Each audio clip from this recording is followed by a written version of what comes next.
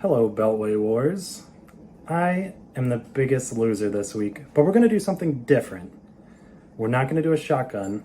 We're going to do something a little more entertaining. This is shot roulette. We have 7 shots in front of me, 5 of which are not things you want, 2 of which are good things. Here we go.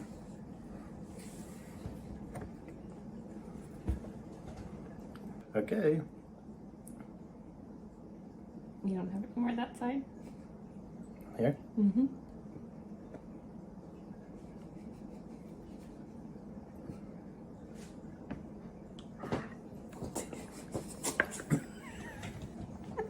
Oh God, I might puke.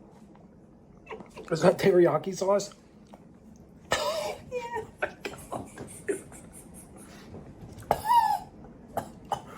Oh, that was almost a puke.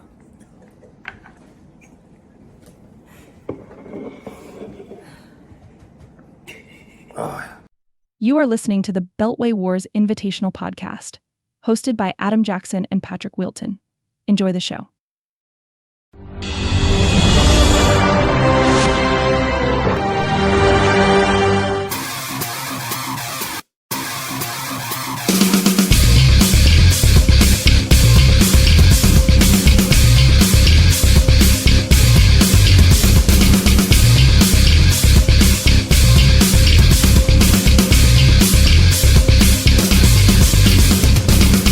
And welcome back to the Beltway Wars Invitational Podcast Show with your wonderful hosts, Adam Jackson and Patrick Wilton, Week 4 edition. We're now through, would you say, a quarter of the season? Probably around a quarter of a season, maybe a little more. Yep. Starting to get a feel of how these teams are doing, who's going to be at the end, who's going to maybe make a push for the playoffs, and who has been disappointing thus far.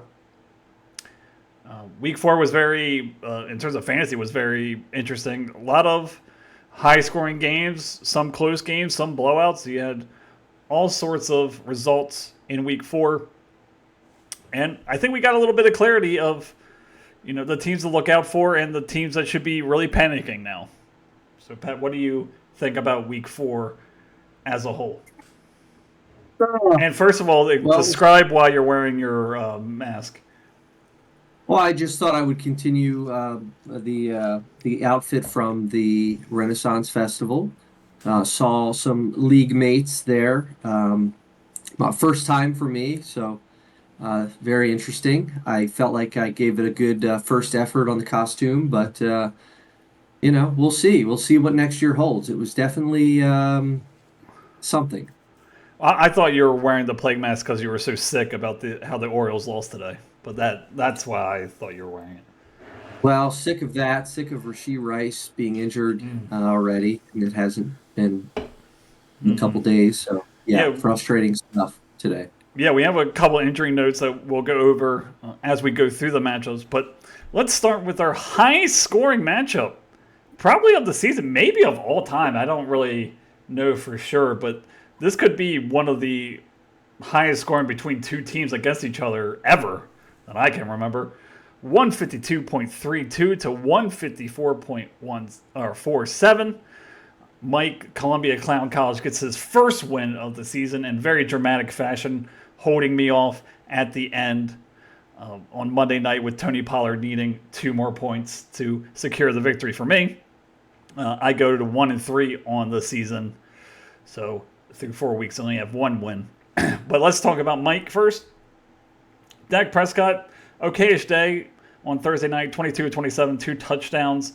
Doesn't get anything going on the ground, actually has a -1 yard. Probably should have had a better day with how the Giants' defense really looks through the first 4 weeks. So just looking at Dak, only over 20 points once, and 11, 12, and 16. So got off to a slow start last year and then really turned it on. Maybe he'll be able to do that this year.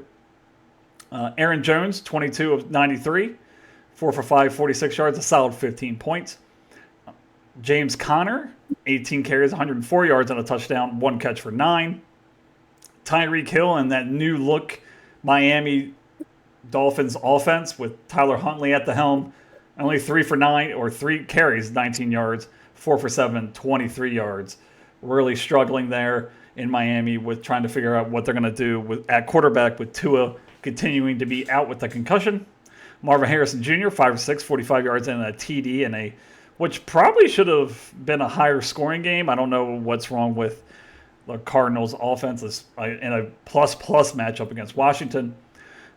Christian Kirk, 7 for 12, 61 yards and a touchdown. He really has a nice back-to-back game. 11 points last week, 15 this week. Travis Kelce, we talked about this tight end graveyard, 7 for 9 to 89 yards. Looks to be probably more involved now with Rashid Rice being out for an extended period of time. So he might be one of those top-end tight ends that really their outlook looks much better after this week. Jordan Addison gets in the end zone as well, 3 for 4, 72 yards and a touchdown. Koo, the kicker for Atlanta, 4 for 4 on field goals. 2 field goals from 40 to 49, 2 from over 50. 21-point day really saved Mike's week there to secure him the win. And then looking on the bench, Jared Goff, a perfect 18 for 18, 292 and 2 touchdowns. Really solid there. Maybe for some quarterback need teams, maybe just for Mike with Dak Prescott kind of playing up and down, he might be a starting option. Nothing else really going for Mike on the bench. So Mike is now 1-3. I think that this was his golden week in terms of everything going right for him, and he is on the board with his first win of 2024.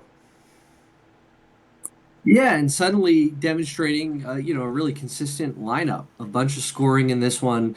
The only player in single digits was Tyreek Hill on this team. So just solid all the way across the board. Made some pretty good start-sit decisions, getting Jordan Addison in the lineup. He went for 72 yards and a touchdown, scored another one on a carry. So 21 fantasy points in your flex spot. That will get the job done. And then you're getting, touchdowns from some of these guys. Christian Kirk, Marvin Harrison Jr. scoring a touchdown, his fourth in 3 games. So after that kind of weird week 1, he's scored in every game since then. And James Conner and Aaron Jones continue to get the job done as veterans. 22 carries for Jones, 18 for Conner. Does get into the end zone there. Aaron Jones picks up a bunch of his production through the air with 4 for 5 for 46. So really solid across the board. Definitely, I think the outlook might be pretty good for Mike in the coming weeks, as long as and we've talked about this before, as long as these veteran running backs can stay healthy.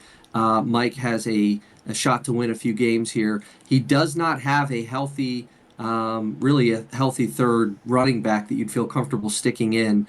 Cam Akers, if Mixon continues to miss, maybe that's an option. Yeah. But Austin Eckler on in the IR slot for Mike right now. So pretty slim at the position still. Again, a lot of people think that Conner and Jones one or both of them may break down as the season goes on.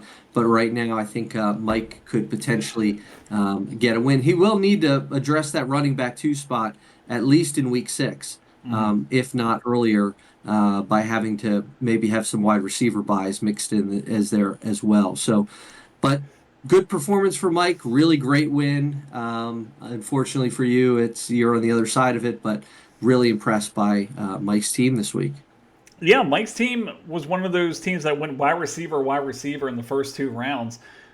Kind of picked the unsexy running backs in the middle of those rounds, the Aaron Jones and the James Conner. It's really turned out well so far. Aaron Jones being the 9th ranked running back and James Conner being the 13th ranked running back. So if he can get that type of production from those running backs that he picked in those middle rounds, the outlook looks really good. I completely agree with you on that. Now, we've been doing bold predictions, so I'm going to get my bold prediction out of the way here. And I'm just going to be Mike's team here. Tyreek Hill, I am predicting they're playing New England next week at New England. I believe that he goes over 100 yards and has a touchdown against New England next week. I think Tyler Huntley is better than what he showed. I think that with another full week of practice, trying to get on the same page as Tyreek Hill, he could have hit Tyreek for I think it was like 1 or 2 bombs in that game. He just missed them. He overthrew one. He underthrew another. So he's looking for him. He does have 7 targets. I just think that Tyler Huntley is better than that. So I think that next week Tyreek Hill has 100 yards and gets in the end zone. Wow. Okay. I mean, You got to be bold, right? Who's going to be starting at quarterback for that team, though? I think it's going to be Huntley. Yeah. I just wonder if Maybe Skylar Thompson. I don't know. Maybe that's better for the prediction. I honestly, I kind of wanted to see Tim Boyle.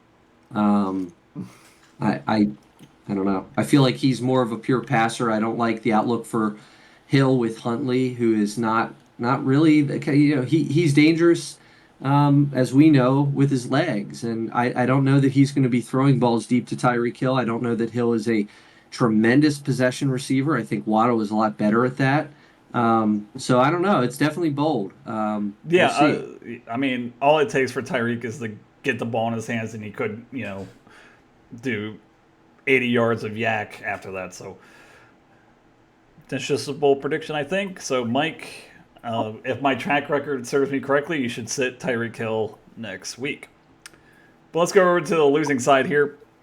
152. Oh, am I doing a bold? I thought I was doing a bold. No, you can just do a bold prediction on any player, on any team. Doesn't matter. Oh, well, I have one for Mike's team. Oh, okay. I think Travis Kelce will be the #1 tight end rest of season. Ooh, okay. I think Rashee Rice going down, presumably for a very long time, if not the entire season. I think that they're just looking for pass catchers. They've lost Pacheco for a lot of time. They're still trying to figure it out at running back. I'm not sure that Hunt is necessarily the answer. I think they could struggle for a few weeks to try to get their legs under them. We're talking about Clyde Edwards-Helaire potentially coming back, who's missed some time. We're talking about Kareem Hunt coming off of his couch and coming back to the Chiefs. He is familiar with the scheme, and he had a nice week. But I don't know that he looked great. He had a good stat line, but I don't know that he looked phenomenal in that game. And Carson Steele is back kind of to a backup fullback type role. He really had an opportunity and failed to take advantage of it. So I don't know. I think Kelce might be the only reliable thing in that Chiefs offense right now. 7 of 9 for 89 yards. That's closer to what we typically would see from him. I just think the volume is going to help him be one of the best tight ends to start in fantasy. And that's a good prediction. I totally agree with that. I would not be surprised if the Chiefs make a move at wide receiver, maybe get Devontae Adams from Oakland. That would be a crazy move. But it looks like Oakland is Vegas is trying to move away from him. Chiefs need a dominant wide receiver 1, which they don't have right now. Xavier Worthy's more of that gadget player right now as it stands. So I would not be surprised if Devontae Adams is on the move and in KC in the next couple of weeks. What about Tyreek Hill? Tyreek Hill, it's true. That's another one too. That's been in the kind of the rumor mill. Yep. Yeah, that contract's just a little different, I think, than the Devontae Adams one. I think it's a little more. So it'd be interesting to see what happens with the Chiefs. But let's go over to my team. 1-3, 152.32 for the Union Bridge Barracudas. I think I'm in 8th place. Jane Daniels continues to look like the NFL Rookie of the Year. 26 of 30, 233 yards, a touchdown, 2-point conversion. Runs one in as well. If he doesn't throw that interception, my game will be a heck of a lot closer. Jordan Mason, we talk about Christian McCaffrey being out, but he has filled in pretty well, I would say, for Christian McCaffrey being out. I know that the ceiling isn't as high and the floor is lower, but number 5 ranked running back, 24, 123 and a touchdown.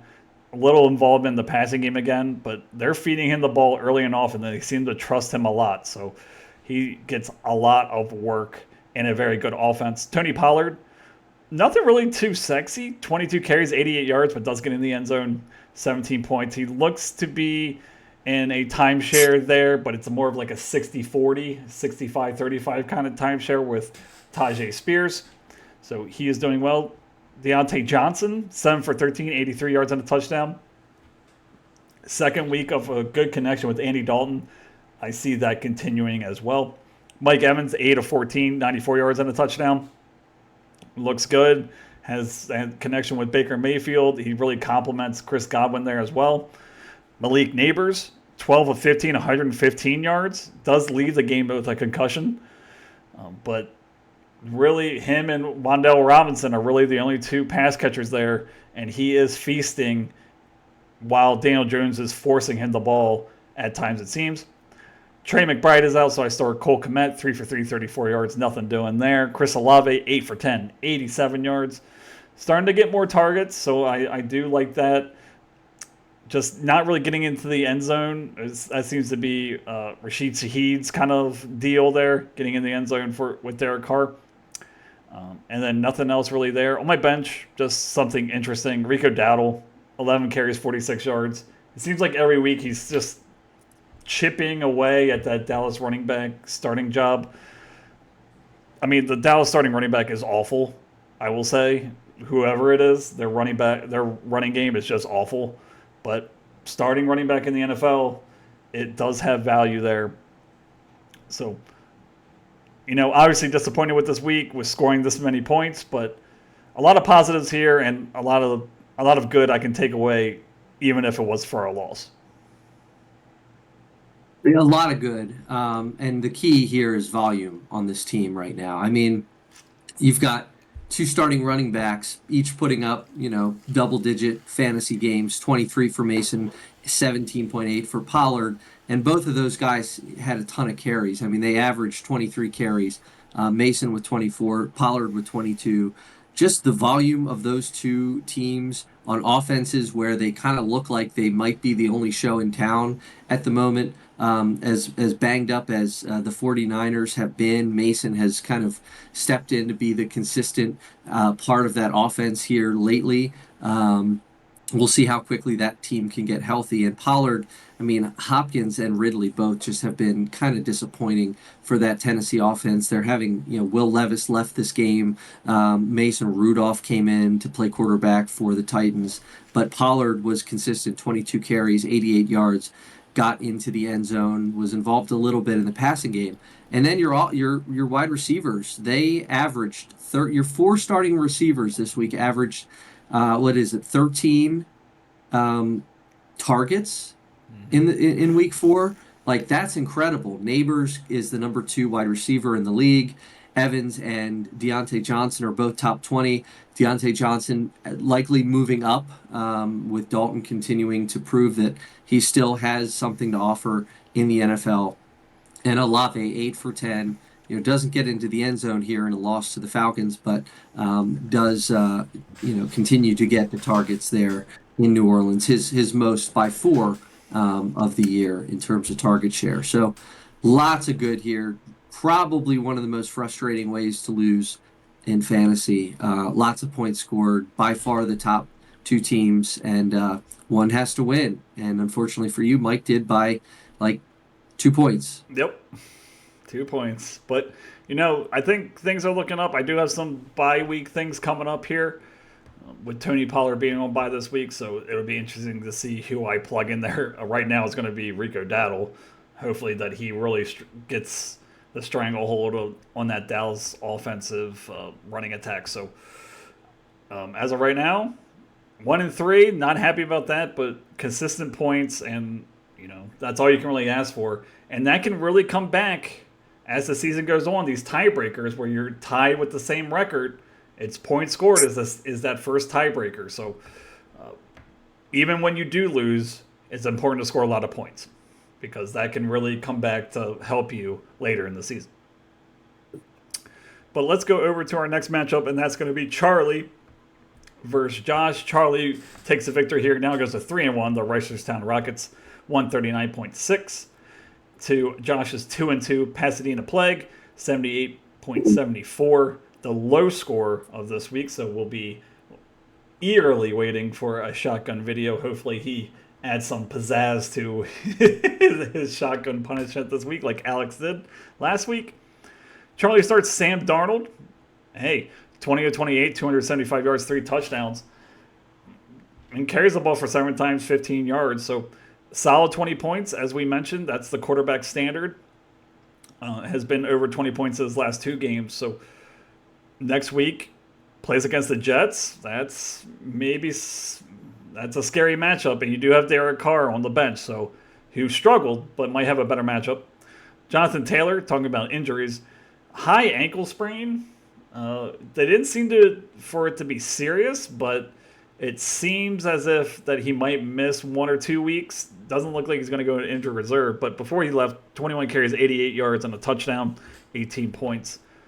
Derrick Henry, the king, has returned, and he is in Baltimore now. 24 carries, 199 yards, a touchdown. Also catches a touchdown in this one. Just dominant. Buffalo had no answers for him. Once he got to that second level, it took 3 or 4 people to bring him down. Looks great there in Baltimore with the compliment of Lamar Jackson. Being a threat to run the ball has really opened up holes for Derrick Henry through the gaps in the offensive line. Nico Collins, we talked about him a couple weeks ago fading in that draft. Charlie picks him, 12 for 15, 151 yards and a touchdown. All he does is score fantasy points in that Houston offense. Jackson Smith and Jigba, 8 for 12. You like the 12 targets, 51 yards. Alan Lazard, who we talked about last week, him compared to Mike Williams, 5 for 8, 58 yards. Dalton Kincaid, 5 for 7, 47 yards. J.K. Dobbins kind of having a fall from his previous highs, 14 carries, 32 yards. Little involvement in the passing game. Jake Elliott does nothing, only 2 extra points, and Miami's defense does nothing as well. Looking on his bench, Javonte Williams is, 9 points, 16 carries, 77 yards. Someone has to carry the ball there in Denver. And Xavier Leggett, 6 for 10, 10 targets. I'd like to see that out of a rookie, and a touchdown, 16 points. Even Jacoby Myers, with Devontae Adams, I think he was out. I don't think he played in this one. 10 targets as well, only 49 yards, but you'd like to see targets for your wide receivers. Charlie's now 3-1. Does he have a hole at quarterback? Or do you think he can ride the Sam Darnold, Derek Carr train throughout the rest of the season? I mean, shy of trading for somebody, I don't know that there's certainly not better options out there right now at quarterback in the waiver pool. I mean, Darnold has been great. Look, Darnold is the number 4 quarterback in fantasy, so that's pretty good. I mean, his lowest game is 14 points. He's showing that he has a consistent floor. The Vikings offense seems pretty consistent and consistently good. He's throwing between 24 and 28 times in all of these games, and he's been extremely efficient. His touchdown interception rate, he's at, 7, 8, 9, 10, 11 touchdowns to 3 interceptions. So Darnold is getting the job done. It'll be interesting to see what he does in a revenge game against the Jets next week. That's true. My bold prediction for Charlie, is I don't know which quarterback I would start next week, so I'm going to make a bold prediction and say, against me, Charlie picks the lower scoring quarterback to start next week. Okay. So he picks the lower. So it doesn't matter which one he picks. It's just whichever one he picks is going to be the lower score. It's going to be the lower score. Yeah, all right. It's Fair tough. enough. I mean, Derek Carr. I don't want to ask the question on the podcast and try to point him in any direction from. Well, maybe he should not listen to me anyway, the way my team is going. But Derek Carr has the Chiefs, so potentially could be a game script there. Maybe the Chiefs have lost enough weapons that their offense might struggle just as they did on Sunday. So I could see that kind of being a low-scoring game or a high-scoring game right now. And then you've got Darnold against the Jets, a defense who's playing really, really well. They're one of the tougher matchups in the league. So It's tough. I don't know what the answer is. Yeah, and non-fantasy note, isn't it interesting how these highly drafted quarterbacks go into a not great system, like Sam Darnold going to the Jets or Baker Mayfield going to Cleveland, and then they sign with their second team, go into a better system with more weapons, and they flourish. I mean, Sam Darnold looks great. I mean, possible. I mean, he's in the MVP conversation right now, I would say, through 4 weeks. So it's just very interesting how the talent has always been there. He needed the right situation. And it looks like the Vikings are the right situation. It kind of reminds me of a couple years ago. Remember Case Keenum was just like amazing for the Oh yeah, Vikings like a couple years yeah. ago. It kind of reminds me of that where it's just for whatever reason it's just a system that works for Sam Darnold. So with in terms of my question, I think he can ride it out. I think that Hmm. it's matchup based. I would say between the two, trying to pick which one you want to start. But I think that they've both shown through their first 4 weeks that they're capable of being a nice plug, whichever one you choose, week in and week out. Yeah, for sure. And I mean, Charlie is in a great spot here. He's 3-1. He's the number 3 seed right now. I mean, like I said, Sam Darnold, number 4 quarterback. Jonathan Taylor, I believe he's the I clicked the wrong button. I think he's number 6. Yep. Um, and then you've got Henry, who's number 3. Hmm. And you've got Nico Collins, who's number 1, I think by quite a bit. And Dalton Kincaid down there, rough tight ends, but he's starting to be a little bit more consistent than some of the other guys with his target and usage. He's, number 7. So, definitely a pretty diverse lineup here. Guys that rank fairly high at their positions. And then I really like the bench on this team. Yeah. I like that Xavier Leggett it seems legit right now for this Panthers offense. 10 targets, caught 6 of those, did get into the end zone for his first NFL touchdown. Jacoby Myers, you mentioned him, 10 targets. He's a volume guy. He had 9 targets last week, 10 targets this week, And it's playing more than only going to 90% go of up the time. if Devontae Yeah, Adams gets moved. Like, he's going to yeah. be the number one option if he's moved.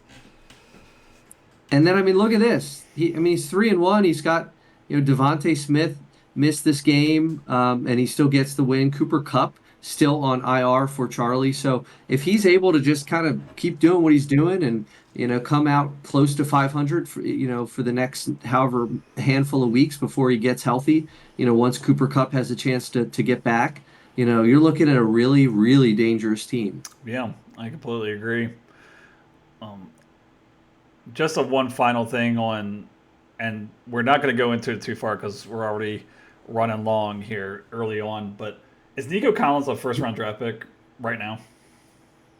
Oh yeah, 100%, So he would 100%. go like, I don't know, seventh, eighth, like I'm around Amon-Ra St. Brown. I'd put him in a couple spots higher than that, Okay, so wow, yeah, so maybe good 4. 4. Wow. Okay, so that's like Justin Jefferson area. Wow. In Okay. in the elite. Yeah, yep, yep, yep. Okay. But let's go over to Josh's team. Very disappointing performance, 78.74, and not much help from Anthony Richardson, who goes out of this game. We talked about this a little bit. He plays with reckless abandon. He gets hurt. He's puts his body on the line. He gets hit a lot. And this one, it was funny. He ran the ball, got hit, was shaken up a little bit, and then the Colts called the exact like another quarterback run play the next play, and he finally gets knocked out of this one. 3 for 4, 71 yards, only 5 points on the day. Devin Singletary, nothing really doing against Dallas. 14 carries, 24 yards. Just with Devin Singletary, this is the kind of weeks you're going to have sometimes. He just has nothing going on the ground on a bad offense, I guess you would say, with the New York Giants. Najee Harris, 13 carries, 19 yards, nothing doing against the Colts. Does get involved in the passing game to kind of save his day. But, disappointing there. You're hoping for more than 19 rushing yards. Chris Godwin, 6 for 9, 69 yards. Doesn't get in the end zone, but has an overall nice day. Brandon Ayuk, was that both of our make or break players of his Remember. team? I think it was, just based on his contract situation. But, geez Louise, he has not gotten it going, has not scored over 8 points in the season thus far with, Deebo Samuel being hurt, everything like that. 60 wide receiver 61 through 4 weeks, Brandon Ayuk. So very disappointing there. Wan'Dale Robinson, though, 14 targets, 11 catches, 71 yards. you know, someone else has to catch the ball there other than Malik Neighbors, and it looks like Daniel Jones trusts him as well. George Kittle gets in the end zone, 12.5 points. Romeo Dobbs, nothing, 4 for 8, 39 yards. And then you had Buck Kirkford 5 and the Chiefs with 8. Looking on his bench, some interesting players, I would say. Justice Hill, I don't know how you can trust him, but he scores points, and 8 points, 6 points. He has 4 points against the Raiders, but he was really involved in this one. 18 points against the Bills, and it looks like he's going to have to start Trevor Lawrence this week with Anthony Richardson being out. Only 14 points on the day, so scary times, I would say, for Josh's squad at 2-2, and just a ton of questionable players on this team that really scare you with Ayuk, I would say Singletary, and Richardson. How long is he going to be out?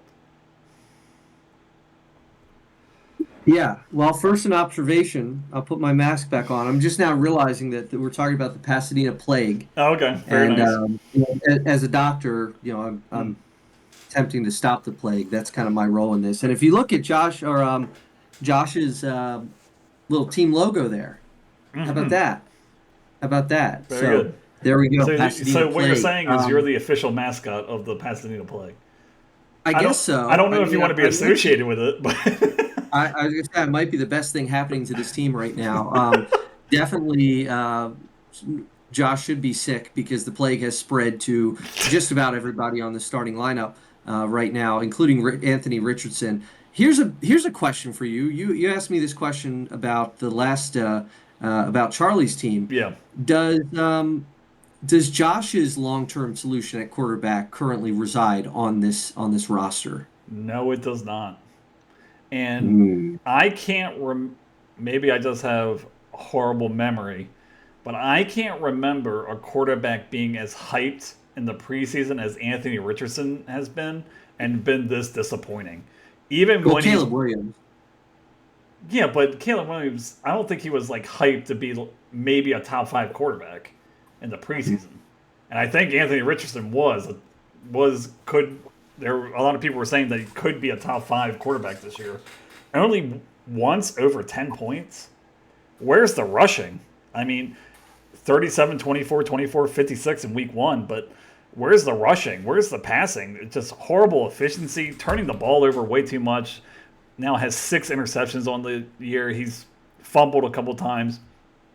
Just really bad there.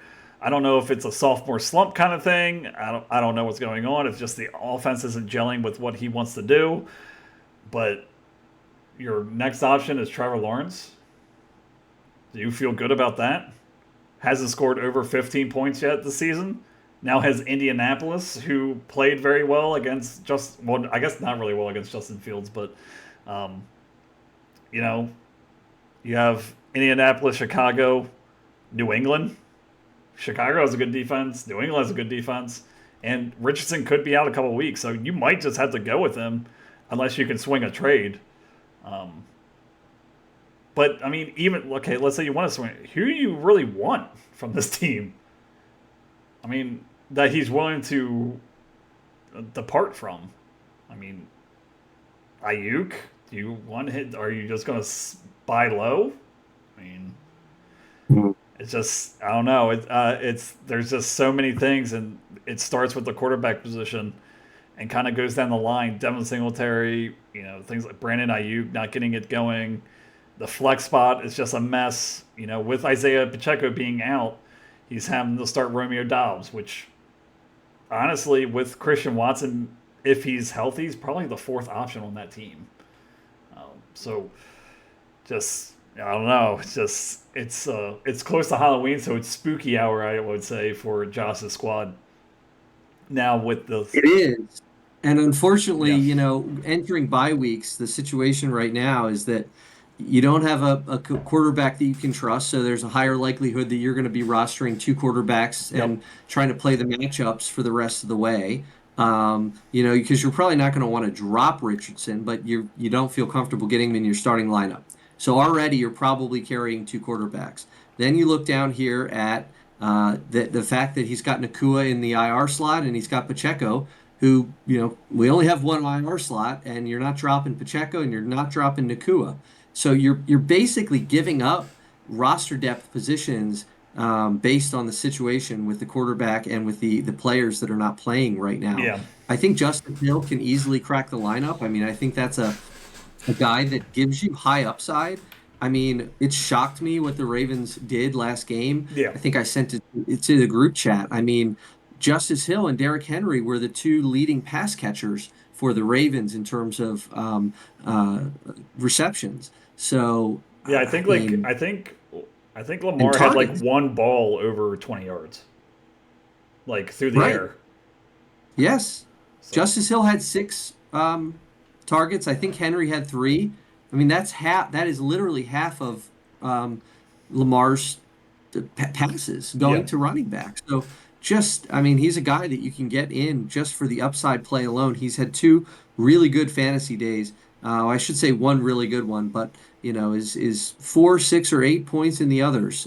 So I think he's proving that he can, at least for this team right now, he could crack the lineup. I kind of agree with that. And you with the way Josh's team is structured, you really need that high upside guy. He might burn you, but he could carry your team too. I think it's a high risk, high reward kind of play, but there's nothing. I mean, the floor is low as we saw with this week. So I think you just need to take some risks. Maybe throw Justice Hill in the lineup. But let's go over to our next matchup. We're going to go over to Jake's squad, who is now 4-0 on the season. 130.46, the Carlisle Cheddar. 4-0, as I mentioned. Going over his squad, Jordan Love comes back, 4 touchdown passes, easy peasy. Does throw 3 picks, but still has 28 points on the day, so didn't really matter. Threw the ball 54 times in a negative game script, so throwing the ball through the air, getting some junk time, stuff like that. Saquon Barkley finally comes down here, but 10 carries, 84 yards. Doesn't get in the end zone, 12 points. You'll take that. Alvin Kamara, did he have a down week last week? I think he did.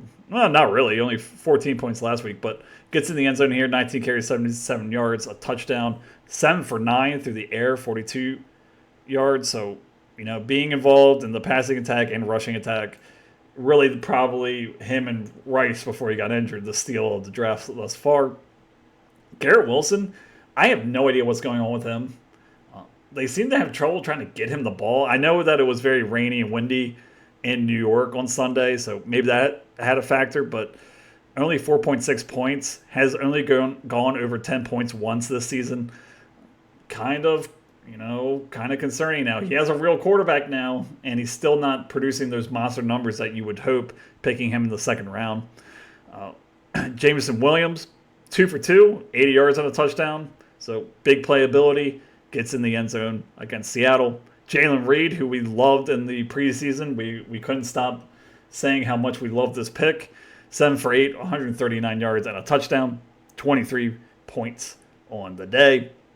Kyle Pitts, donut, but it doesn't matter because Jake still won, 0 for 3. Looking at the rest of the squad here. Hold on, it clicked off it. Zach Moss, another unsexy running back picks, 15 carries, 51 yards, doesn't get in the end zone through the air. And then looking on his bench, Mike Williams, 4 for 5, 67 yards. Seems to be getting a little more traction there in New York, especially with Garrett Wilson, kind of struggling. And Tyler Algier, still there in Atlanta. 8 carries, 60 yards, does a lot with the little work that he has. But that split is there. Could be a usable flex piece with these bye weeks coming up. Yeah, could definitely be that for sure for this team. I mean, look, Jake's 4-0, the only team left undefeated. There's some good things and some bad things, I think. obviously start with the good. Barkley and Kamara, the two guys that, the question has always been with these guys, can they hold up? They are so far. It's just like the Connor Aaron Jones team that we talked about earlier, and but these guys are sort of the on steroids version of that. I mean, one and two, having the 1 and 2 fantasy running backs is a rare thing to happen. But Jake has that going for him right now, and it's covering up some of the other kind of questionable situations on this team right now, like Kyle Pitts, who's the number 17th ranked tight end. Jake is not currently carrying a second tight end. So, is that a weakness that Jake should probably be looking to address sooner than later to maximize his points this year? Pitts coming off of a 0. Zach Moss, he's the number 18 running back. Like, great guy to have in your flex, but he equaled this. His 15 carries equaled that of his backfield mate in Chase Brown for the first time. They split the work, and Chase Brown, I believe, was a little bit more effective than Moss with those carries. So is that suddenly a split backfield, and is that going in the wrong way for Zach Moss? Jamison Williams, a great game here. How sustainable is he going to be? They're on bye this week. Then they've got Dallas, which is a team that I just think the Lions are going to run on and probably beat them, similar to how the Ravens were beating them in the first half. Then Minnesota, who's been a great defense. Tennessee still on the schedule for Jamison Williams. So it'd be curious to see if these guys can keep performing at the level that they are. Same thing with Jaden Reed. Dontavian Wicks appears to be, kind of the soup of the day for the Packers at the moment. Of course, Reed's still great in this one with 23 fantasy points. So just some questions going through. I mean, it's hard to pick holes, too many big holes in this team. They're obviously leading the scoring in the Beltway Wars Invitational by something like 55, 58 points at this point. Actually, over you. You've got 498 and he's got 553. So there you go. Your 1 and 3 is good for second place in points. Jake's cheddar continuing to cook. Yeah. I guess my question to you is, what's the draft capital spent on Garrett Wilson? Now wide receiver number 43. Is this just a thing where he's just getting used to Rodgers, not having played with him last year, trying to get on the same page? Maybe the offense doesn't know how they want to use him. Do they want to use him in the slot? Do they want to use him on the outside? Still has the snap percentage, so you're not worried about that. But, middle second round, I think that he was picked. For Jake to get over the top and sustain this and win a fantasy championship, he needs a lot better play out of Garrett Wilson. And I just don't know if that's going to happen sooner rather than later, or if it ever happens at all, just with the way the offense is running right now for the Jets. Yeah, to your point, Wilson picked number 15th overall. I was probably ready to take him a pick later at 16.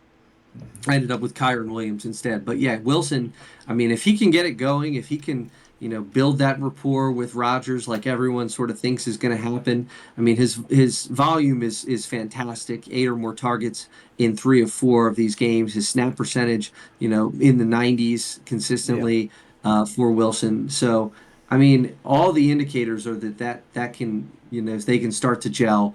But as you're seeing, Mike Williams and Alan Lazard are going to be pests. Both of those guys are veterans. Rodgers is a veteran. Wilson is sort of kind of a newer talent. So you got to think that Rodgers just trusts those guys enough that they're going to be just enough to take away those mega ceiling games for Wilson. Yeah. And as we saw in Green Bay, he likes to spread the ball around. He usually has that one dominant wide receiver, but with New York, it seems that really spreading the ball around between Alan Lazard, Mike Williams, and Garrett Wilson. And it doesn't seem that any one of those three has a really high ceiling at the moment. They still run the ball a lot. They have a good running game with Breece Hall and Braylon Edwards. It's not Edwards, is it? Braylon Edwards was a wide receiver for Cleveland back in the day. It's whatever the other guy is. So they like to run the ball, like to keep him, healthy, not take too many hits. So I just don't know what the ceiling's going to be for Garrett Wilson. But let's go You over. know how much Jake you know how much Jake likes his team? Go ahead. No. Jake likes his team enough that he has been carrying Dalvin Cook on his bench since August 28th. Like, tell me an indicator that you're comfortable with your starting lineup than to waste a roster spot carrying Dalvin Cook, who doesn't have a carry, hasn't played. I don't believe he's played in a game Nope. for the Cowboys. So, interesting note there. More than a month of carrying playing timeless Dalvin Cook. Just waiting for that opportunity. Like Dalvin Cook, Mm. just waiting for him to crack that active status for the Dallas Cowboys. But let's go over to Dustin here. 1-3, 116.24 for the Pikesville Pink Pony Club. That's a good day, I would say. 115. Does get the loss here, though. Lamar Jackson against Buffalo didn't have to do too much, but scores 23.64, 13 for 18, 156 yards, and a touchdown. Does run one in as well. We haven't really, other than the Chiefs game, we haven't really seen the put the team on his back kind of thing. I mean, he has scored 25, 16, 25, and 23, so is now quarterback number 2, so can't complain about that too much. Ramondre Stevenson loses another fumble in this one. I don't know how many that is, but it's a lot. He's lost. He has fumbled in all 4 straight games. Has lost a fumble in the last 2. How much of a leash is he going to have? With Antonio Gibson there. If it was Belichick, he would not have a leash at all. He'd be gone. Yeah. He'd be inactive. But new leadership in New England, so just fumble problems for Ramondre Stevenson. Not a good sign for Dustin, but good sign here. Kenneth Walker looked amazing, looked great. 12 carries, 80 yards, 3 touchdowns on the ground. He had I think he had a really impressive run in one of those carries, but looks great. Again, maybe not really a middle of the road running back that was picked, but later running back, and in the 2 games he's played, 17 points, 31 points. It's just keeping him on the field has been his main issue. Justin Jefferson, 6 for 8, 85 yards and a touchdown. You can book that basically every week, it seems, especially the way Sam Darnold is playing through the first 4. Drake London, who I was very high on, liked the targets. 12 targets, 6 catches, 64 yards. Does get volume, so you like to see that. 9 targets in week 3, 12. So moving in that right direction from 3 to 7 to 9 to 12 targets. So getting more involved in that offense. Rome Odunze, only 3 targets, 10 yards. Brock Bowers also has a down game, 2 for 3, 19 yards. Had a bad drop in that one. Keenan Allen, nothing really doing there either. Only 68% snap count, 3 for 3, 19 yards. And then he had Jake Moody and the Green Bay defense. Looking on his bench, though. DeAndre Swift, back from the graveyard. 16 carries, 93 yards and a touchdown. 7 for 7 through the air. They're actually using him in the air. 26 points. So maybe we wrote him off a little too quickly in their win against the Rams. But looked very good in this one. Cortland Sutton as well. 9 targets, 60 yards and a touchdown. On 3 catches. So these 3 players, right? You have Swift, you have Sutton. I want to say Braylon Allen. Let's just stick with those 2. Sutton and Swift. I know Dustin has played them early in the season and now benched them for other options. Mm-hmm. But are we back now to putting them back in the starting lineup? And who would you do that for if you were to move? Yes, I think 100%. I think Swift needs to go back into the lineup ASAP in the flex position. Obviously, I think you're probably still starting Ramondre Stevenson. Like, the volume can be there. They're facing a Miami team that just is not very good at defending the run. And then Houston and then Jacksonville and then New York. So kind of up and down schedule. I think I would at least start him against Miami and see what happens. But I would probably remove, Rome Odunze or Keenan Allen, probably Keenan Allen from the flex spot and get Swift, his teammate with the Bears, into the lineup. To say one thing about Swift, I mean, look, he faced Tennessee in week one, he faced Houston in week two, and the Colts in week three. None of those are great matchups. A couple of them arguably are really bad matchups for running backs. His yards per carry was awful in those games, but the Rams were the first of a string of green lights ahead for DeAndre Swift. You've got Carolina and Jacksonville the next two. Mm-hmm. Those are games that you'd like to think that the Bears could potentially get up in if they are, a true contender as their fan base sort of tries to think they are this year. Then Washington, Arizona, New England, Green Bay. So, like, there are teams that you can run against coming up for the Bears. So, I like Swift to go back into the lineup next week. Yeah, and I would also probably you putting Swift in that flex position. You're probably putting are you putting Cortland Sutton over Rome Odunze? You might. Yeah, you might. I mean, the volume for Sutton last two games, 11 targets last week, 9 targets this week. So I think you do. Against the Raiders in week five, I think you do. Yeah, it looks like Dustin saw that big 20-point week by Roma Dunze, decided to put him in, and then the bottom just crashed out. Only 1.5 points this week. So I think you want to go with the consistency of Cortland Sutton. He's going to get those targets from Bo Nix. Where it's in Chicago, it's a lot more crowded, I would say, in that wide receiver room, where the floor can really be a low floor. So For I think sure. you just want to go with that consistency with your wide receiver three. Yeah, what's interesting here, if I believe, if I'm doing my math correctly, like Dustin makes a choice here to consciously, I don't know why you would ever do this, start two Bears wide receivers on the same team in an offense where Caleb Williams has really struggled. DJ Moore played in this game. He's definitely the number one. So starting the Bears' second and third receivers instead of one of these other guys, Sutton, who just has a little bit more upside, and Swift, had he started Swift over either one of those guys, in the flex position, Dustin would have got this win, and he would be 2-2 instead of 1-3, and would have handed Jake his first loss. So Yeah. questionable decision there. Not sure if what I would have done in his position, but I think I would have looked at those Bears receivers and said, "Yeah, I don't want two pieces of this offense right now." I mean, yeah, it's just hindsight's 2020, but you know what the move is going forward, it would seem.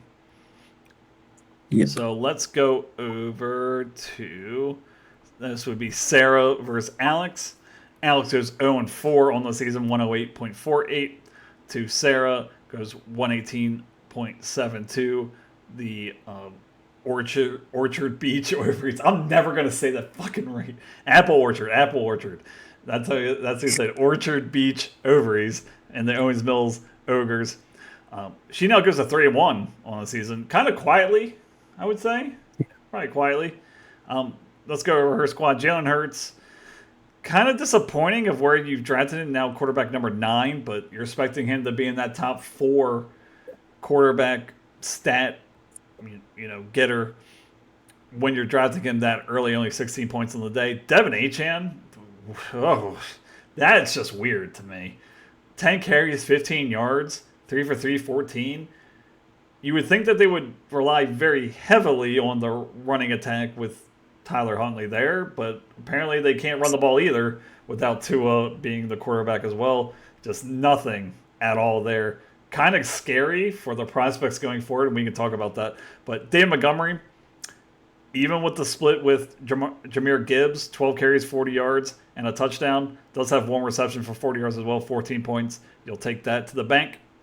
CeeDee Lamb, 7 for 8, 98 yards and a touchdown. Kind of like Justin Jefferson, you can kind of put that in the bank as well, around 6 to 7 catches, 80 yards and a touchdown most weeks. For CeeDee Lamb, Stephon Diggs, 5 for 9, 69 yards, does carry a ball into the end zone for 16 points. George Pickens, you like the volume, 113 yards through the air, does lose a fumble, which kind of puts a hamper on his day. Hunter Henry, I'm trying to see who else she has in terms of tight end. Zach Ertz. Oof, God. Hunter Henry, 2 for 3, 12 yards against San Francisco. Shakir, 4 for 5, 62 yards. Probably outside of Dalton Kincaid, the only pass catcher you could play in terms of the Buffalo Bills offense, which is kind of scary. And then Evan McPherson, 14 points. Jets, 10. looking at our bench, Baker has a nice day, but you probably can't play him over Jalen Hurts just with the amount of draft capital you spent on Hurts. Tajay Spears does have 15 carries in this one for 39 yards and a touchdown. Lad McConkey, 5 for 7, 67 yards and a touchdown. Wicks, as we talked about a little bit earlier with Jalen Reed, 13 targets, only 5 catches, 78 yards, and 2 touchdowns. Just looking at Sarah's squad, 3-1 now. So can't complain too much about that. But Devin Achane, how concerned are we about this? Because Tua goes out in the Buffalo game, correct? I think that's... I believe so, yep. So he has 26 points in that game. Now without him, with Skylar Thompson and Tyler Huntley, 7.3, 4.4. It seems like that they're just stacking the box, and Miami has lost ways of how to try to creatively get him the ball. Hard matchup in week 5 now, too, with New England. I mean, how concerned are we with the prospects going forward, assuming that Tua is going to be out for, 6 more weeks? Maybe? Is that conservative? Yeah, I think that's probably the minimum. I mean, this is not good. I mean, I don't know if I can remember in recent memory a player going down, a quarterback going down, and costing 3 different wide receiver or 3 different fantasy studs. Yeah. In Achane, in Waddle, and in Hill that has depressed the value so much. I mean, the fascinating thing is these last 2 games without Tua, he's playing 10% more snap percentage. So, he's in the 70s. He was without Mostert too. And without Mostert, that's a good point. I can't remember a team that looks as lost as the Dolphins do right now. I like Mike McDaniel a lot. Yeah, I think too. he's an interesting coach. He thinks about football in a different way. He has that Sean McVay kind of outlook on offense. Right. I mean, they were all in that Redskins system back at the time when they were the Redskins, but they clearly had no backup plan. It didn't look like they had a plan. Not a backup plan. They didn't have a plan at all. And the vibes are terrible. You look at the players standing on the sideline the other night. You look at Mike McDaniel's face the entire game. With his perm. He's got to turn this stuff around. The vibes are about as bad as they are in the Baltimore Orioles clubhouse right now. I mean, it's really bleak for the Dolphins. So I am concerned. I wasn't last week when you asked me this question, but I am now. I mean, they just look completely stuck without a paddle on Schitt's Creek here. I mean, not good. Yeah, and like I said, not a good matchup there in week 5, so definitely concerning there. Then you have the bye, so you're really bad matchup week 5, and you're not going to have them in week 6. So, kind of concerning there. But just to go on the positive note, because she did win, Stephon Diggs has kind of been surprising thus far, I would say. He seems to be... It's weird. It's like he's having the targets, not a lot of catches, but he's finding ways to get into the end zone. It's kind of like that Deebo Samuel kind of thing. I think he's rushed a couple in this year. He's kind of like that gadget player. When they get in close, the jet sweeps, the short passes, things like that, where everyone's covering Nico Collins because they think he's going to get the ball, and then Stephon Diggs is the beneficiary. So I know a lot of people faded him in fantasy drafts just because of we weren't really sure how that was going to work out in terms of the pecking order between Tank Dell, Stephon Diggs, and Nico Collins. But 10th overall wide receiver through 4 weeks, really a steal for Sarah's team thus far. Yeah, and Dell missed this game, right? I think he didn't play. So, Diggs' role seems to be pretty well cemented. He's kind of becoming a possession receiver. 12 targets last week, 9 this week. So definitely, that role is solidified. David Montgomery, quietly doing his thing. They're on bye this coming week, but they've taken advantage of some really plus matchups in the first 4 weeks. He is over 14 and a half fantasy points in every single one of those games. So, like, talk about a high floor. I mean, that Yeah. is awesome to have Just to be able Mr. to throw out there. Consistency.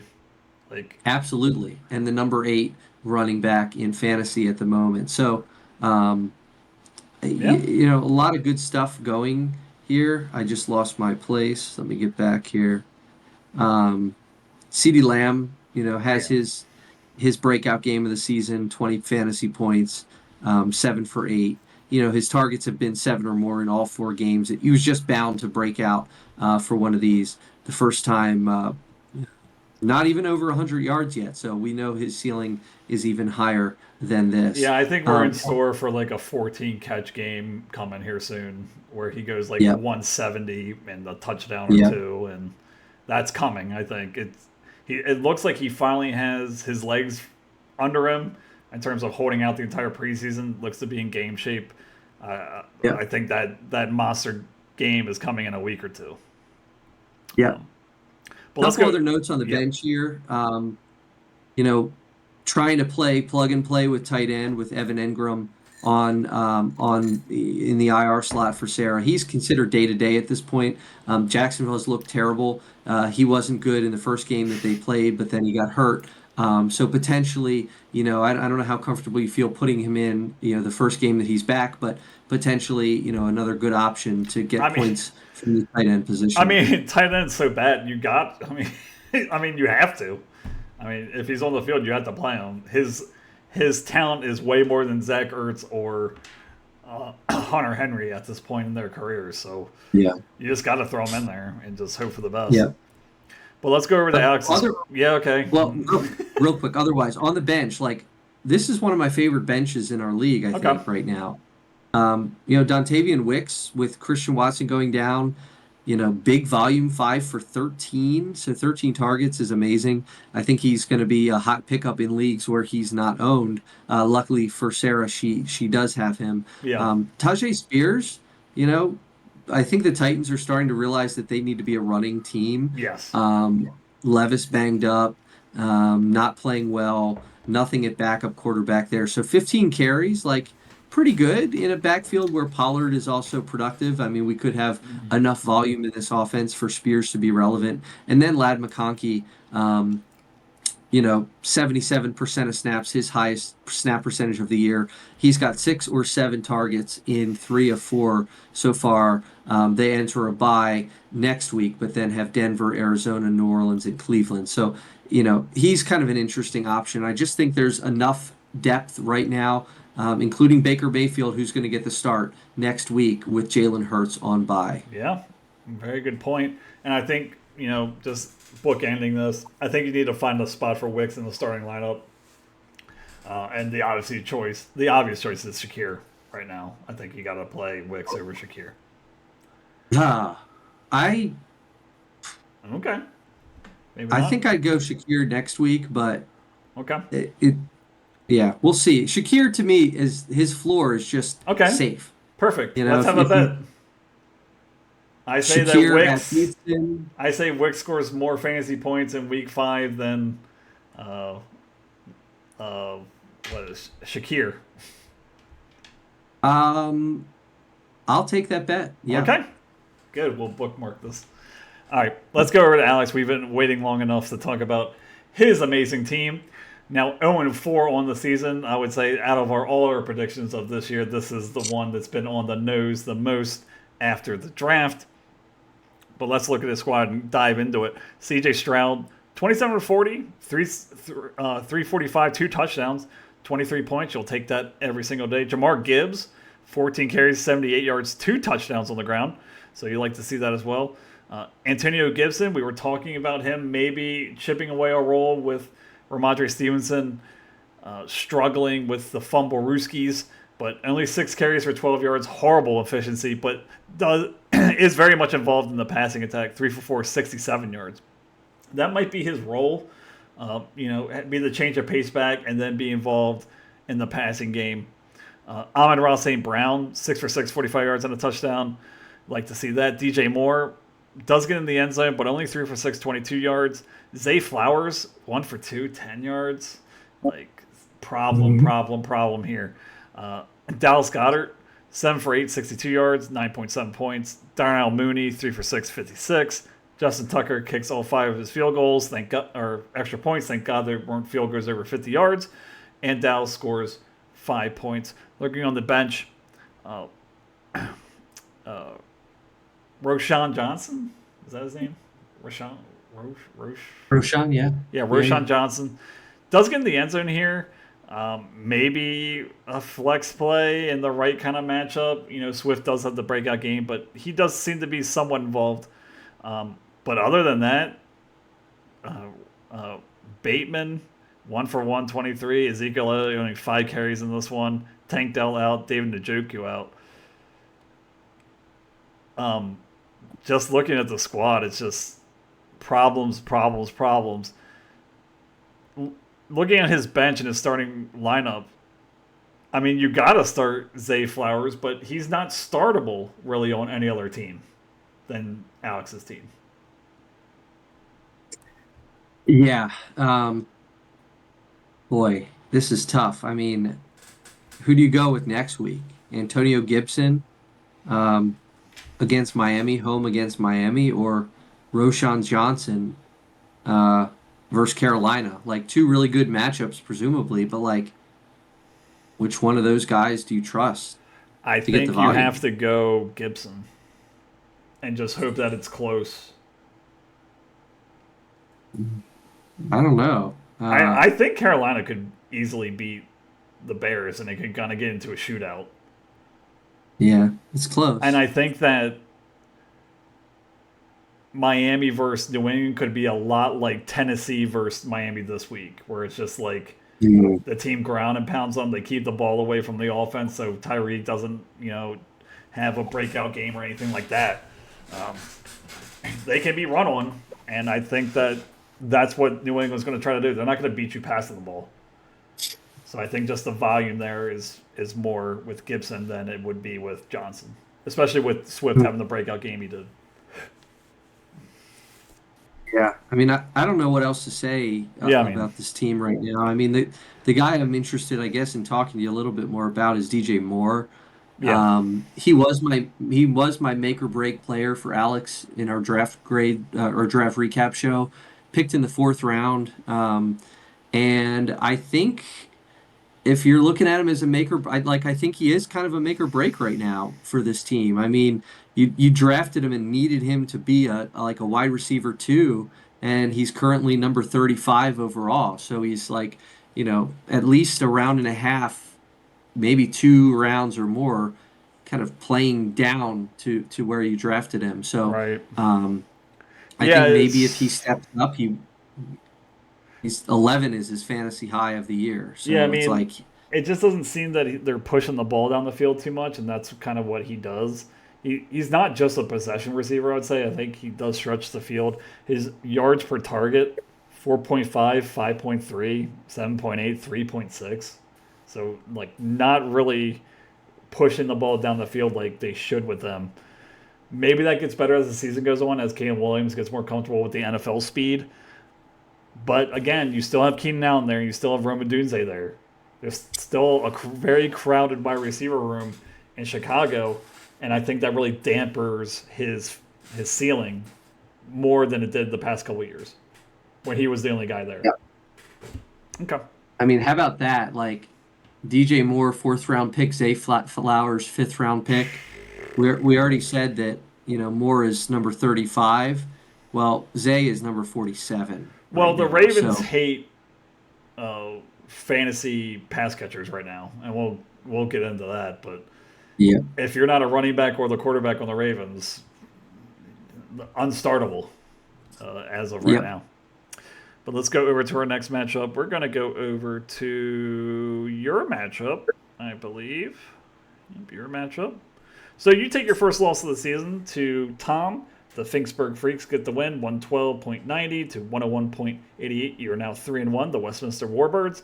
But let's start with Tom. Patrick Mahomes, we talk about this each and every week. What the heck is going on with him? 19 for 29, 245 yards and a touchdown. Interception as well, 13 points. 13. As we've been saying throughout the first 4 weeks or the first 3 weeks of the podcast, better NFL player than fantasy football player right now for Patrick Mahomes. Brees Hall, 10 carries, 4 yards. Like, absolutely nothing doing there. Really sloppy game.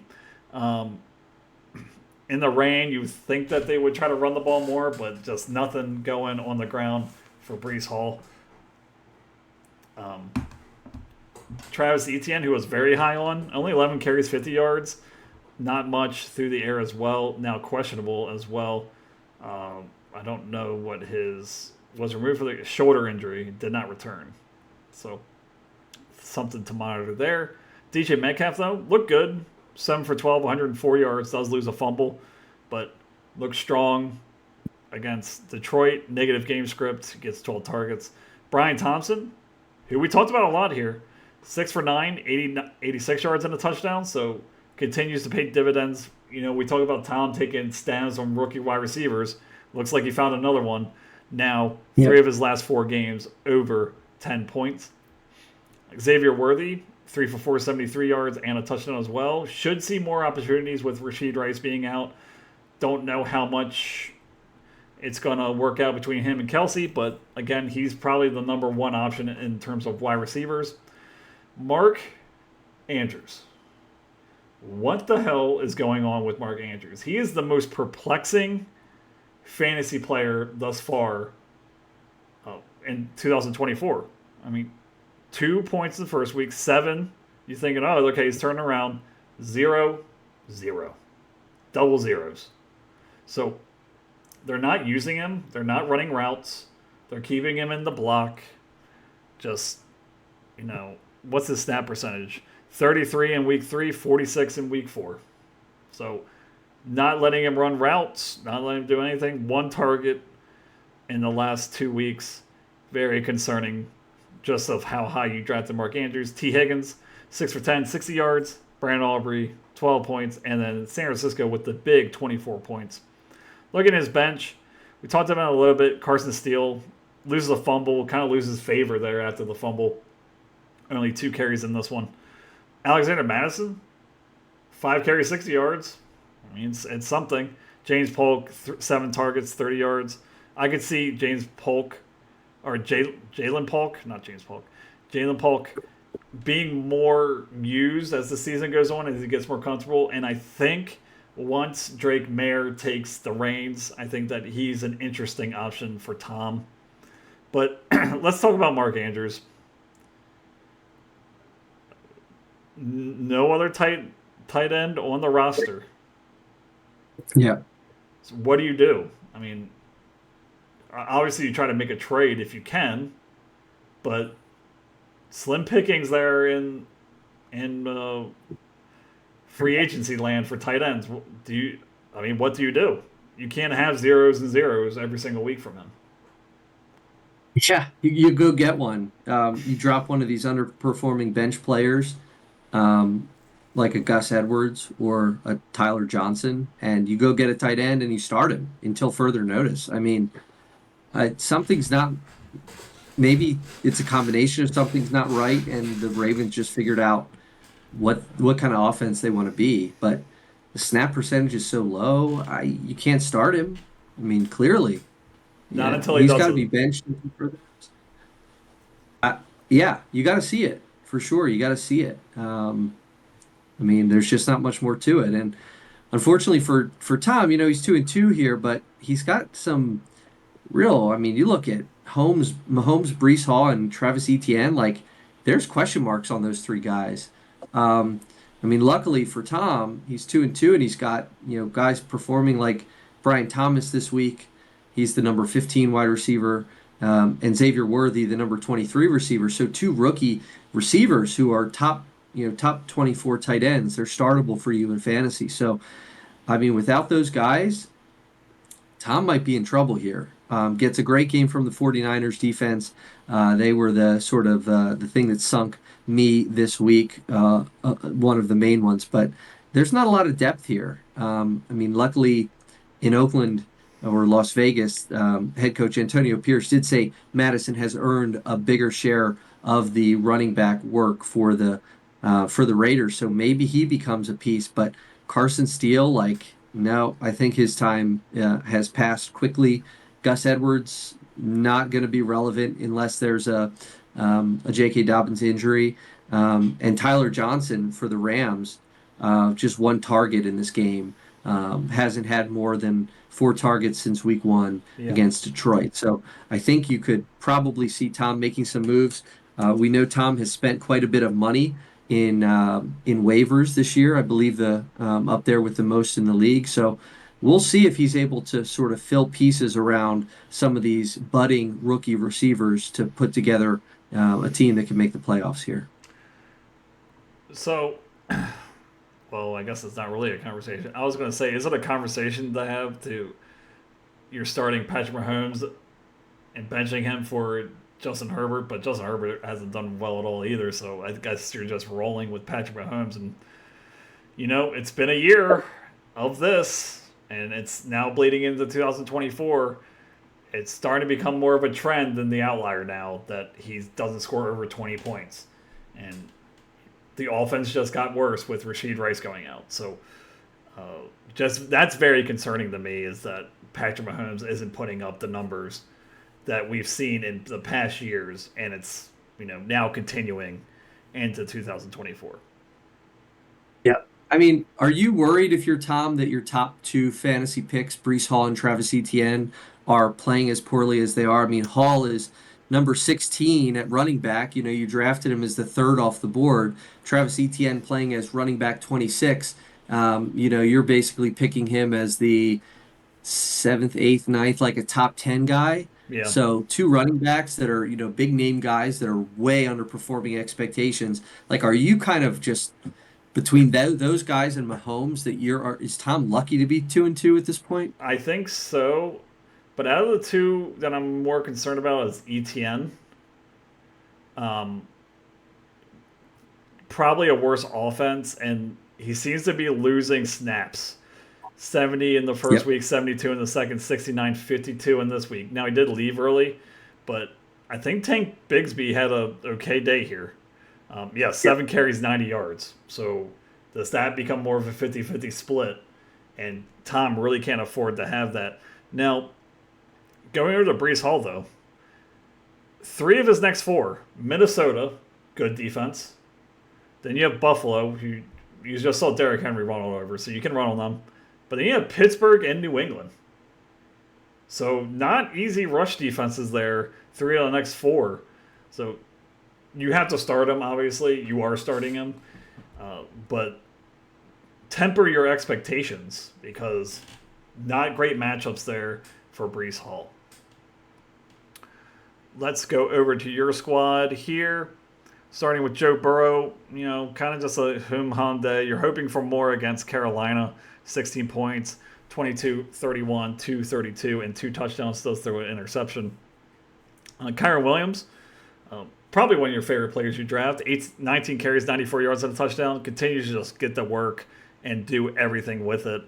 Really, probably right now in that offense, the only player you can really start. So good on you for having him. Chua Hubbard, man, this is like the opposite of the Devin Achane. The quarterback change really, really helped him here. 18 carries, 104 yards and a touchdown. 4 for 4 through the air. Calvin Ridley, nothing. Just absolutely nothing. That Tennessee passing attack looks lost. Doesn't matter if it's Will Levis or Mason Rudolph. Just can't get on the same page.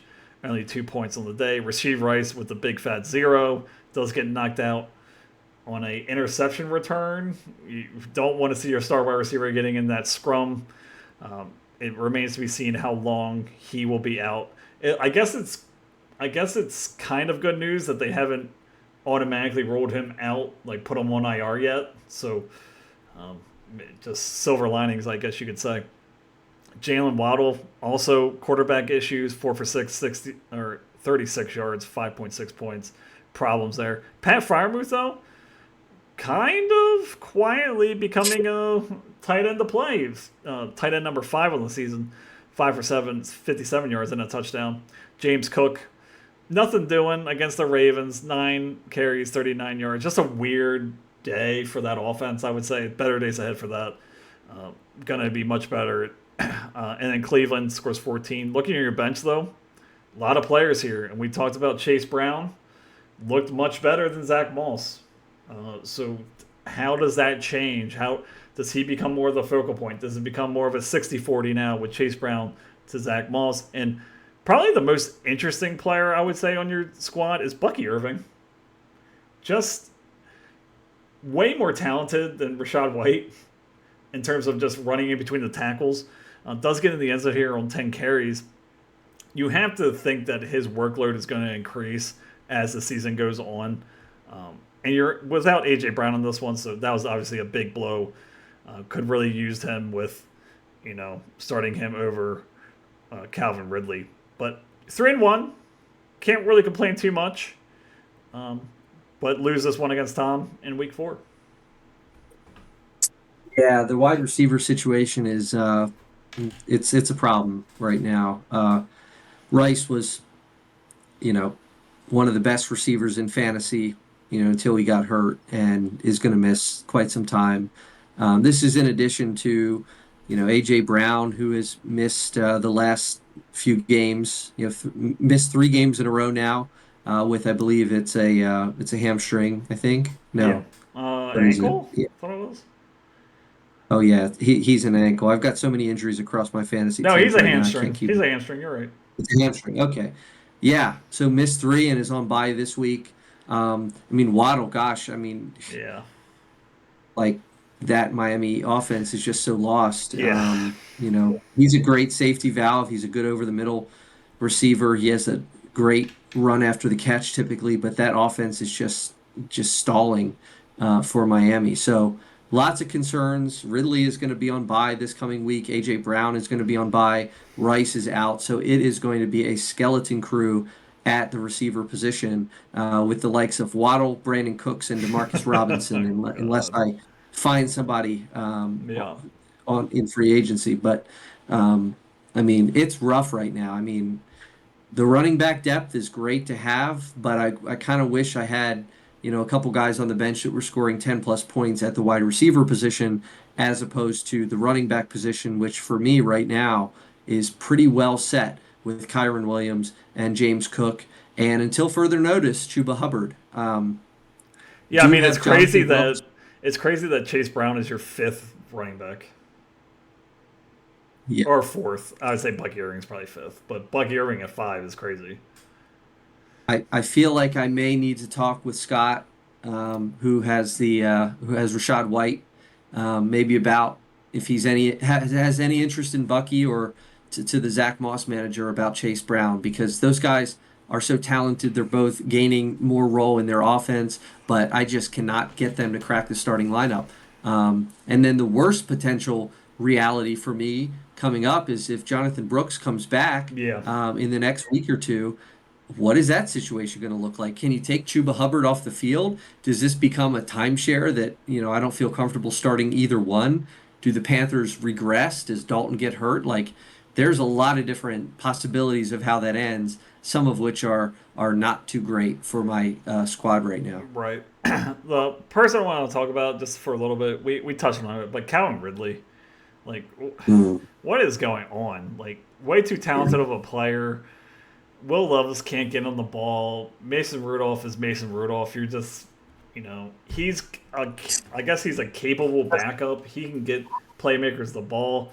It'll be interesting to see if his value does change if they do decide to go with Mason Rudolph and after week 5. I mean, he's on bye this week, but week 6, if they're saying, hey, we're gonna give you 2 weeks, and Will Levis, you're injured. Like they tell him, you're injured.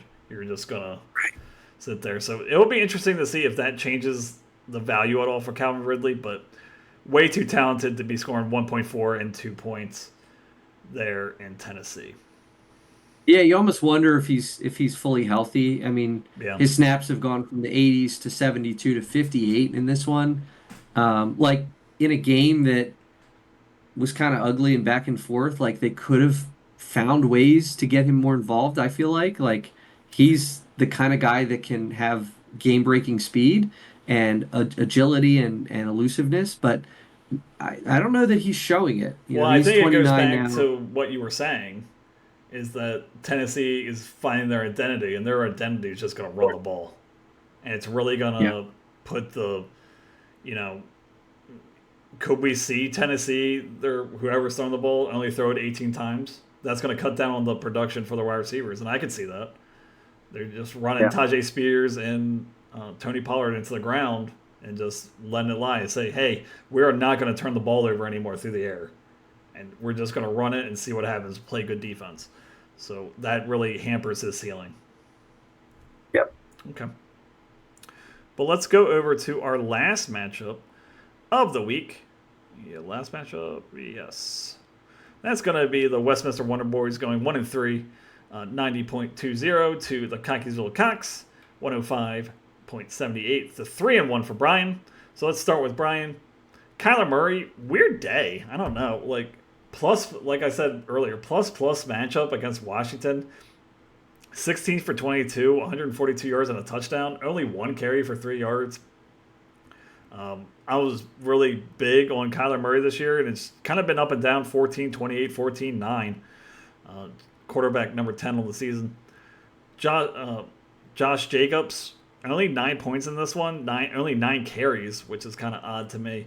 Just shows you how stingy that Vikings defense really is. And it was negative game script, so they needed to throw the ball a lot. I think Jordan Love threw the ball, I think it was like 54 times. Brian Robinson, though, with Austin Eckler being out, 21 carries, 101 yards, and a touchdown. I know that you've been a big fan of Brian Robinson in the past couple years. Looks to be rejuvenized with a actual NFL caliber starting quarterback in Jaden Daniels. He looks to be reaping all the benefits in Washington. Jamar Chase, 3 for 6, 85 yards and a touchdown. Again, CeeDee Lamb, Justin Jefferson, Jamar Chase, kind of all around in that same boat. This is what they can do week in and week out with ease. Amari Cooper, 4 for 8, 35 yards. That talk about an offense that's scuffling for really no reason. Has talented players, but just cannot do anything with Deshaun Watson back there. I don't know. They lose this one to the Raiders. Juwan Jennings, who had that monster game a couple weeks ago, 3 for 6, 88 yards. Jake Ferguson, 7 for 7, 49 yards. Jerome Ford, 10 carries, 58 yards, and involved in the passing game. Fairbairn scores 6, and then Chicago scores 9. Looking at his bench, Whittington here, 6 for 8, 62 yards. Maybe something interesting there. And Rashid Shaheed does get in the end zone in this one. Or does he get in? No, 8 for 11, 83 yards. Does lose a fumble. Brian is now 3-1. So good on Brian there. Just an overall, kind of solid team, I would say. You have Josh Jacobs, Brian Robinson, and Jerome Ford. Now, Jerome Ford's value is going to be going down in the next couple weeks with Nick Chubb coming back. But everything in here, I'm saying to myself, that's a starting caliber fantasy player. There's no real weaknesses here that I can see. Yeah, agree. Especially at the running back position. I mean, you've got Jacobs, Robinson, Ford, and on the bench, hurt right now, Joe Mixon. So, that's a really good group of 4. You did mention, that Ford may be phasing out, but hopefully by then, Mixon will be back to his form, and you'll have 3 really elite starting running backs. Jacobs has been a little bit concerning, but his schedule has been tough. Philly has a good run defense. Indianapolis, Tennessee, and Minnesota. That's a really tough start to the year for the Packers. Their schedule gets a lot easier Yeah. moving forward. 3 of the next 4 are against the Rams, the Cardinals, and the Jaguars. So with Love back, opening up the offense a little bit, whereas Malik Willis wasn't quite able to do that.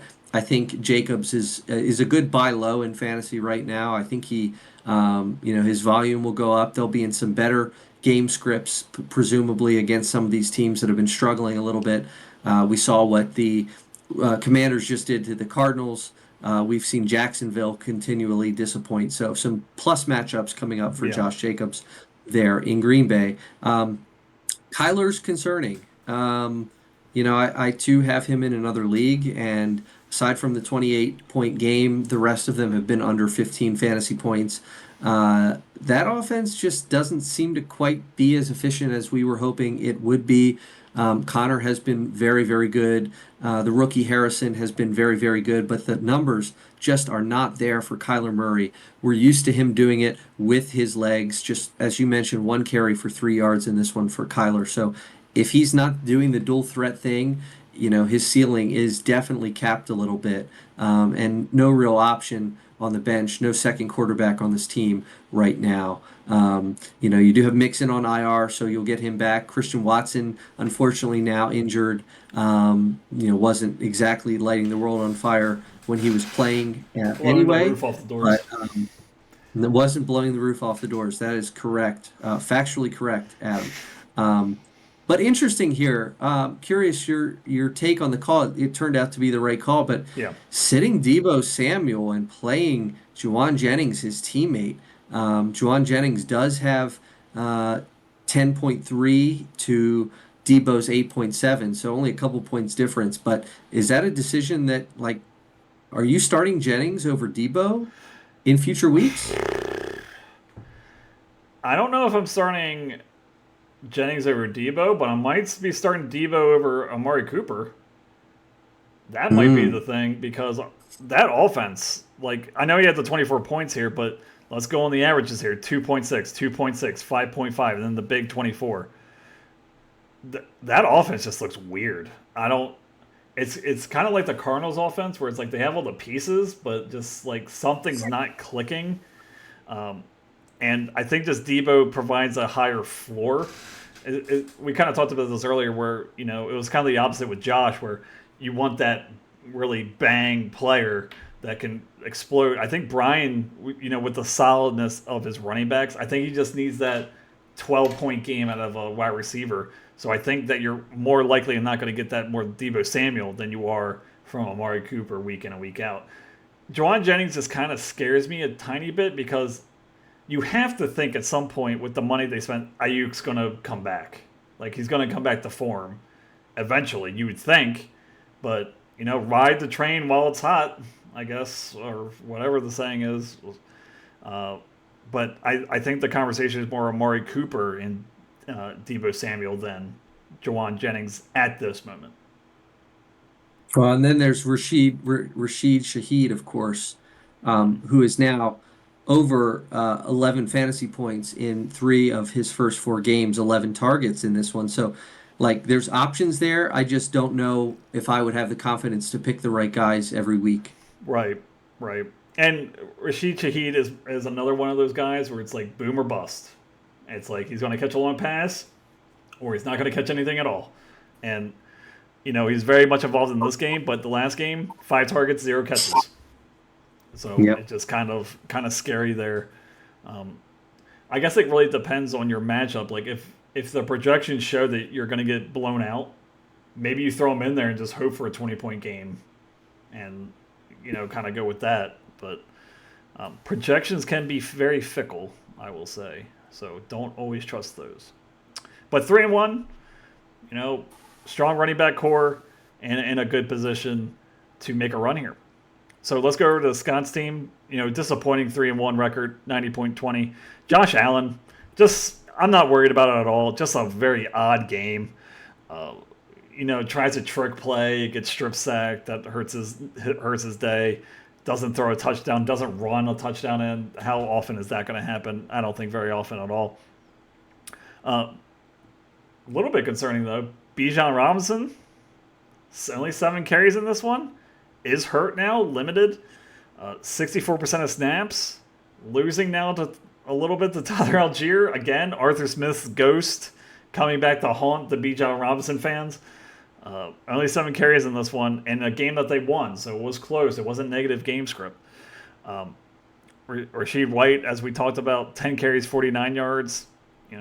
More efficient than usual, but kind of just a middling kind of running back 2, maybe running back flex option for Scott. Michael Pittman, he's very happy to see Joe Flacco there in Indianapolis, 6 for 9, 113 yards.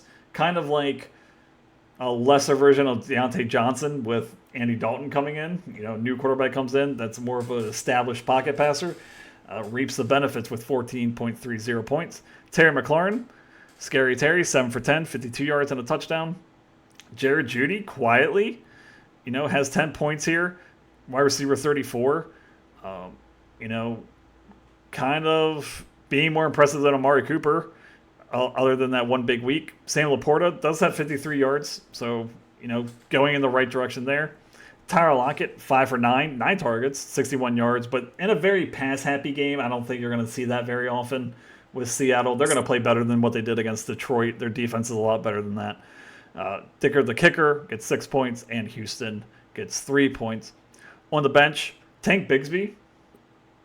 Interesting if Travis Etienne misses time. Probably have to throw him in the starting lineup. Keon Coleman, 6 points. Tyler Conklin, nothing doing there. Zamir White, 17 carries, but doesn't do much and loses a fumble in this one. But my question to you is, if Travis Etienne misses time, you got to put Tank Bigsby in, correct? Oh, for sure. Yeah, you got to get him into the lineup. At the very least in the flex position. He's been good. I mean, 7 for 90. Like, hey, that's pretty darn good. I mean, in week 1, he was 12 for 73. Didn't do really anything in weeks 2 or 3. I think he was dealing with an injury of his own in there. But hey, I mean, he looked really good. And the Jacksonville Jaguars need some reliability. They need a playmaker in that offense right now. They're not looking great. They're not exciting. He could be the spark that maybe helps them game plan a little bit differently in future weeks. I mean, he's a big back, Yeah. and I think he could give them something a little bit different for sure. Yeah, I don't know. I mean, I think still in good shape here. Just some questions with this lineup. I mean, Sam Laporta, you think maybe he'll start coming around. Jerry Jeudy, I guess, has been serviceable, kind of unexpectedly, I guess, good enough for a floor of 6 or 7 points. Yeah. Kind of high floor, high ceiling almost a little bit for Jerry Jeudy. Pittman, again, relying on Joe Flacco playing. Maybe that is what Pittman needs to be good. It was by far his best game of the season, his most targets. Even with the same snap percentage, he goes over 113 yards in this one, which is rare for wide receivers in today's lower scoring NFL. I mean, really, the running backs is a big question, right? Yeah. Bijan Robinson, running back 21. I mean, had some high floor games, but 7 for 28 in a competitive game against New Orleans. Like, ugh. Running back 21. Yeah, that's tough. And Rashad White, we talked about Bucky Irving. Rashad White's running back 34. I mean, his role in the passing game is always going to be there, but well, the concerning number here is 70, 71, 74, 58. Your snap percentage is going in the wrong direction. 100%. Yeah. So just maybe Michael Pittman's a sell high candidate. Depending on how long Richardson's going to be out. Maybe I kind of ruined his chances with talking about it on the podcast, but just looking on his bench, I would say this is probably one of the weaker benches in the league. It's just a lot of dart throws and backups. Zach Charbonnet, useful when Kenneth Walker's out, which, hey, Kenneth Walker's out a lot. So Tank Bigsby, useful when Travis Etienne is out. Zamir White losing his job to Madison. Jalen Naylor, third option on that team. So it's just, you don't really feel confident with plugging and playing any of these guys without something else happening, without someone being out that's in front of them on the depth chart. So, yeah, just kind of one of the weaker benches in the Beltway Wars Invitational. Yeah, I mean, the one name here, and unfortunate for Scott, you have Kenneth Walker come back in this game after missing a couple starts. You had Zach Charbonnet look really good in his absence. Walker comes back, has a gigantic day, and Charbonnet gets 2 rushing attempts. Does catch 5 of 5 through the air, which is nice to see. But, man, you wish at least maybe they would have been a little bit more, keeping Charbonnet involved Yeah, and because keep he him has looked so good. and keep Kenneth Walker like rested. I mean, it's not like he's a Yeah. workhorse injury prone guy or like a not doesn't get injured a lot. So yeah, you're hoping for more of a split, but it just doesn't seem to be the case. Kenneth Walker is just too talented to keep off the field. But that's the end of our recap. But let's go over to next week's matchups. We'll just go over those really quickly. I face the Union Bridge Barracudas face the Pasadena Plague, 1-3 versus 2-2. Owings Mills Ogres face the Carlisle Cheddar, 4-0 versus 0-4. So maybe an upset special there. Maybe Jake is looking past this week. Then we have the Orchard Beach Ovaries. I can never say that. Versus the Westminster Wonder Boys, 1-3 versus 3-1. Then you have the Finksburg Freaks, 2-2 versus the Pikesville Pink Pony Club, 1-3. The Columbia Clown College with their big win, 1-3 versus the Conkeysville Cox, 3-1. And then the Westminster Warbirds, 3-1 versus the Reisterstown Rockets, 3-1. So big matchup there on 3-1 teams, but a lot of matchups where it's 1-3 versus 3-1 or 0-4 versus 4-0. So maybe we'll see a lot of upsets in the next coming week to bring some parity to this league. Yeah, what's not going to happen is there's no chance that Alex beats Jake this week. I mean, no chance. So we talked about how thin Alex's team is. He's going to be without Jameer Gibbs and without Amon-Ra St. Brown. And So- Dallas Goddard. And Dallas Goddard with no other healthy tight end on the roster. David Njoku, I don't believe he's expected to practice, so maybe he will be back. But to be without Amon-Ra and Jameer Gibbs, we talked about that in the draft. That you draft those two guys with your first and second pick, same team. How risky is that? Well, one risk is you're going to be taking both of those guys on bye at the same time, and probably when you're 0-4 is not the best time to do it against a 4-0 team. So I think Jake is probably my lock of the week this week. All right, I can't wait for Alex to somehow win, and I can put it in the podcast. But that's all we got for this week. We hope you enjoy it as always, and let us know if you want to be a part of the pod anytime soon. We're getting to the point of the season where we like to do some manager interviews, so let us know, and we will see you all next week. Bye, everybody. See ya. Thank you for listening and your support. If you enjoyed the show, please make sure to like and subscribe on YouTube and Spotify.